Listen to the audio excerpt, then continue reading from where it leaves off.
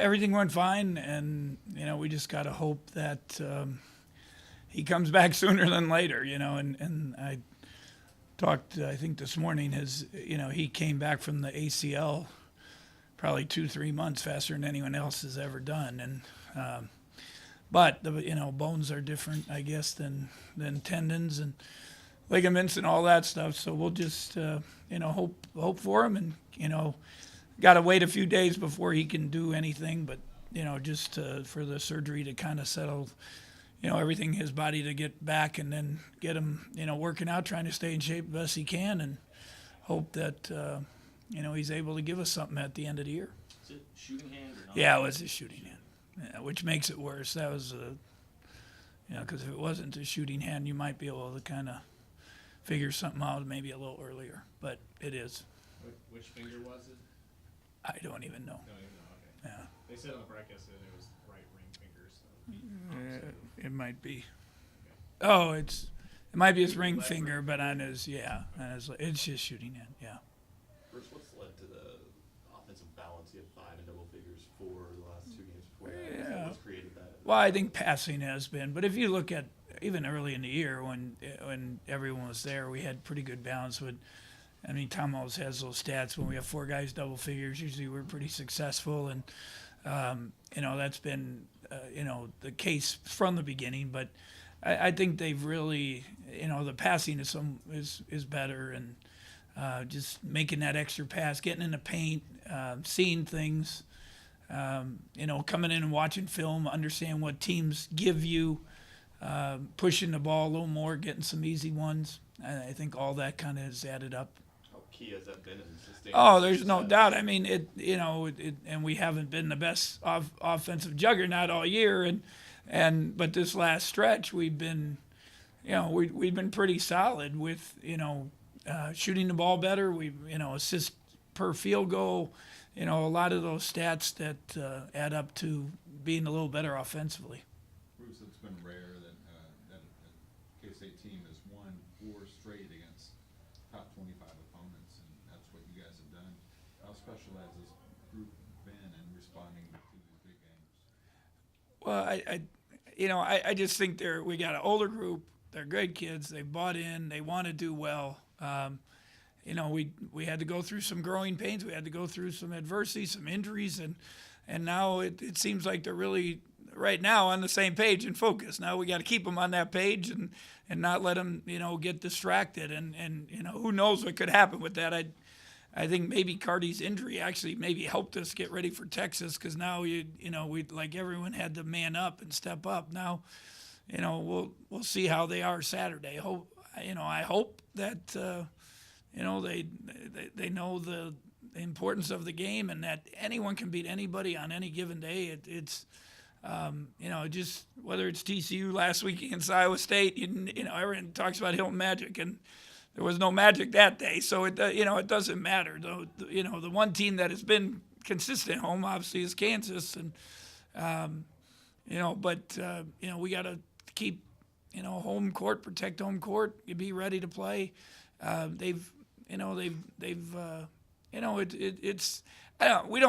We talk about big games, but we don't say like they're top 25 or this or that. I mean, they probably know it, but just preparing for the game. I think I always talk about Coach Snyder. It's one thing I've kind of learned: prepare for the game. Don't worry about all the noise or whatever's going around. Prepare for the game, and how can you beat them? And I think our guys have gotten better and better at that. Do those top 25 wins from a national perspective, and you've been around this before, add validity to the journey you guys have been on this season? I hope so. I hope it. In the long run, you want to get in the NCAA tournament. You want to win the league. You want to get in the NCAA tournament. If you get in the NCAA tournament, obviously it helps to have a better seed.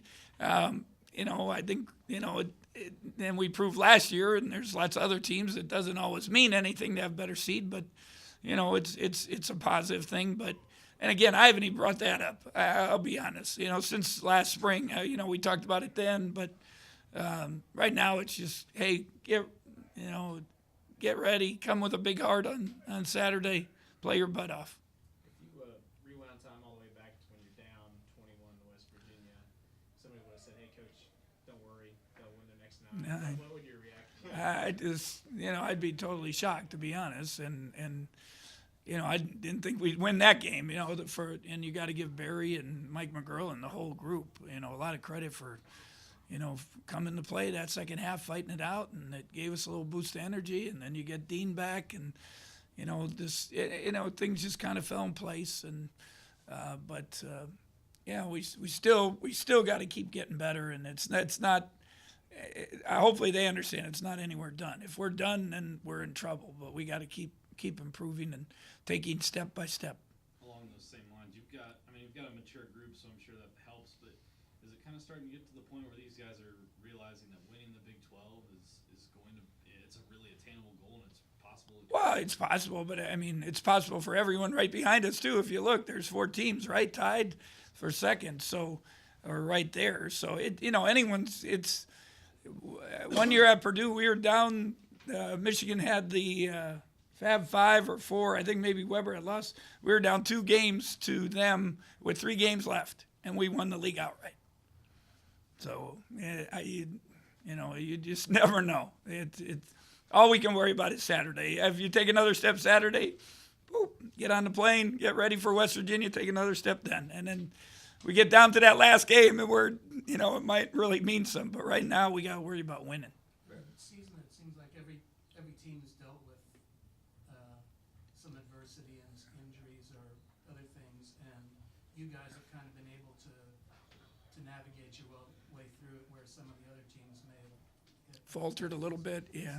How much you attribute that to the experience of this team and just kind of? I think the experience and going through it last year and being able to, really last 2 years, you had Cam, back-to-back years. You had Dean last year. You had, and then all the different situations this year. So I think, all those experiences, if you use life experiences to a positive, you take a negative and make it a positive, it's going to help you. And, that we talk about that all the time. You can't control everything in life, but you can control the next morning, what you do, your attitude, and how you're going to face your situation, and they seem to be pretty good about it. Barry's had over 20 points against Iowa State each of the last 4 times you played him. Has he kind of had their number? Well, I think a lot of times it's how people guard, and it's each team guards a little different. So I don't know if that's a factor, but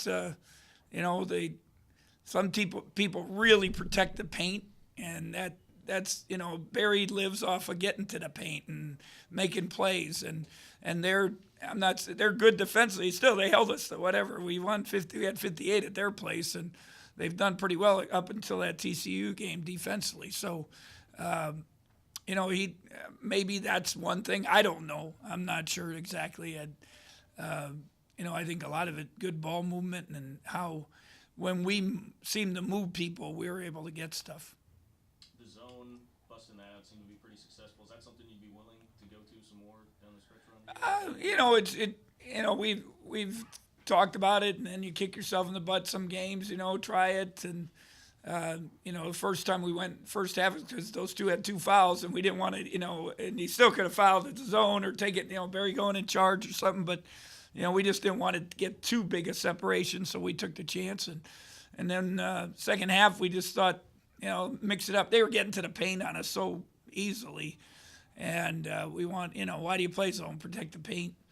So it was, it was a good move then. And, next time they might go boom, boom, swing, swing, 2 threes. And, but it gives, hopefully it gives the guys a little confidence when we play it. How key is it to keep the pace in your favor against Iowa State? Yeah, there's no doubt. They want to run. They want it up and down. We got to, I'm not saying walk it up and, we're good when we push it too, but I think a lot of it, we got to be smart about, you take quick long shots, they get transition. They do a great job of passing the ball and moving that ball. When they do that, they're really good. You talked about your transition game, and Scott Drew complimented you on it from Saturday's game. How key is it to find your spots? Yeah, just, one, give it up early. We got guys that can make plays, get ahead of the group. I think early in the season we dribbled too much. And, we were going to go make the play for ourselves instead of getting it up, then getting in the paint, now getting defenses before they're set up. I think that's a big key. And then, if Mac and Dean are both threats inside, if you get it ahead and one of them's there, now you maybe get a mismatch. You get maybe some easy points in the paint. It struck me that both Baylor and Texas gave maybe a little bit more effort than some other teams you played this season. I'm just wondering if maybe you saw a rise in intensity with people trying to beat number one in the conference. Well, I think if you watch Baylor, they play like that all the time. I mean, I told you guys after that was the first thing we showed on. They're as physical as any team in the league, and they play as hard as anyone. And Scott's done a great job with them. I think Texas has the ability to do it, and again, their backs are to the wall. They needed that win. They needed another huge win. They're fighting, so. And that's every game is going to be like that down the stretch, but we have something to play for too. So hopefully we're able to match that challenge. Barry hasn't scored 20 points in the last 7 games, but what is the luxury in knowing that you haven't had to rely on him and the luxury that you know that he can take it over? Well, I think the big key is and it's part of our success is Barry's taking what they're giving him now, and what Baylor 6 assists. I think it was that game he had 6, but he's had assists. He's driving, he's getting in the paint, making the next play, not forcing the action. People are, he's the leading scorer. He's one of the least scorers in the league, so they're gearing toward him. Now, and we know at the end of the game, he's the guy we want the ball in his hands and let him make plays. So every game's a little different, and that our guys have learned that and adjusted to it, and hopefully that'll continue. The West Virginia game, the comeback got you started on this thing, but then you went to Iowa State and won, which was kind of maybe more of a signature win. Did you feel like that?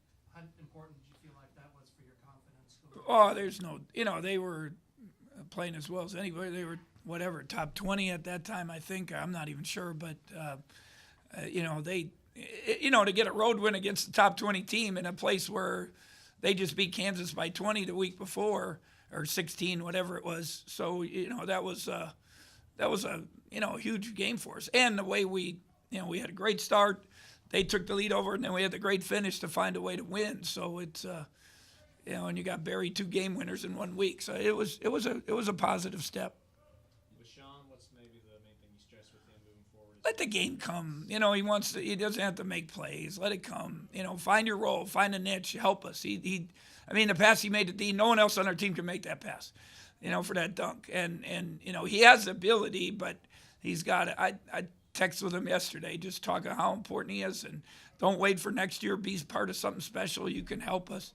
But he's just got to figure out what he needs to do. He doesn't have to do too much. Just be solid. I know the way the season played out kind of dictated some of this, but is there any, looking back on it, saying, I wish we could have played him a little more earlier? Well, I think all the guys on the bench, I wish we would have won some of those games early by a bigger margin. That was the sad part, to be honest. And, but we didn't do it. So, that didn't allow Nigel, Sean, some of those guys to get those extra minutes. And, it is what it is. And, Mike McGurl didn't play almost at all last year and came and played unbelievable. So, but he's got to learn. It's part of the maturation growing up as a player. He's got to become a student of the game. You just can't go play the game. College basketball's hard. I was sitting recruiting last night with some college guys, and that's all we were talking about. Kids don't understand how hard it is. And then when you're in our league against 10 of the best teams in the country, and game in and game out, it's really hard. So it's figure that out sooner than later. It helps. We had Levi in here talking to him. He had 14 minutes against KU. He's had his moments this season. How would you evaluate how it's been? You just got to get a motor going and have it every game and have balance and finish plays when, because he's smart. He knows how to play. Obviously, he's limited athletic. He's not going to go up and do a Cardi 3 windmill 360, but he can do all the little things. But he's just got to finish stuff, and he's got to not foul. That's the whole thing. But we need him. We need him. There's no doubt. It was great. Max stepped up, but there's obviously you get foul trouble, whatever it might be. You need him. Mac was able to stay out of foul trouble against a good Texas Yeah. court. How did that? I think some of it is just being ready to play and, you know, being on his toes, being aggressive early, feeling good about himself, you know, coming with a motor. That's why I've kind of got after him and just said, we need you, bud. This is your chance to really shine and make a push here. With the score balance you've seen lately and some other contributions in other areas, do you feel like your guys understand their roles as well as they have? I think yes. I don't think there's any doubt. And that was what he asked earlier. That's been of how we've evolved as a team. It took a while, took some different things, but it's really, it has kind of become nice. And that, you know, it's what we had hoped early, and hopefully it'll continue as we go. With some of the second half surges you guys have had these past couple games, I know there's halftime adjustments all the time. Do you see those click more now that you have older guys? You know, older guys make you good coaches, you know, because you can tell them things and they go do it. And the other guys might not even listen. They might not know what you're saying. It's just, they've been through it. And, you know, it makes it much easier. There's no doubt. And then they go execute under pressure, you know, and that's a big key. You guys a little healthier as far as the sickness goes at this point? You know, we still, we got one with, if there is such a thing, walking pneumonia. We got another one with bronchitis. We got, today, we're just trying to piece Coach Corn and Chester. Then we even got Shane back a little bit. They got to have to practice if we're going to get anything done. Was there a team vote for Lavenders against Oklahoma State, or how did that work? I have no idea. Is that what they announced? Yeah, It was picked a lot. I think it was picked a long time ago, and we could only wear it once, yeah. And I think they had something planned for each game or whatever, and that was what they decided.